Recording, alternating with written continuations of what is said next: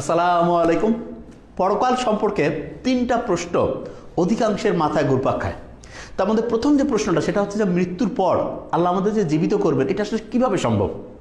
আল্লাহ কীভাবে করবেন এটা তো আল্লাহই ভালো জানেন। তবে বিজ্ঞান এখন পর্যন্ত যতটুকু পৌঁছতে পেরেছে তাতে করে আমরা জানি যে একটা চমকে দেওয়ার মতো তথ্য আছে। সেটা কি, আমাদের যে শরীরের মধ্যে এক রকমের বিস্ময়কর কোষ আছে যার নাম হচ্ছে স্টেম সেল। কী নাম? Stem cell. এবং এই স্টেম সেলের মধ্যে এক রকমের ডিএনএর খোঁজ তারা পেয়েছেন যার নাম হচ্ছে ইমর্টাল ডিএনএ। তার মানে হচ্ছে এই ডিএনএর কোনো মৃত্যু নাই।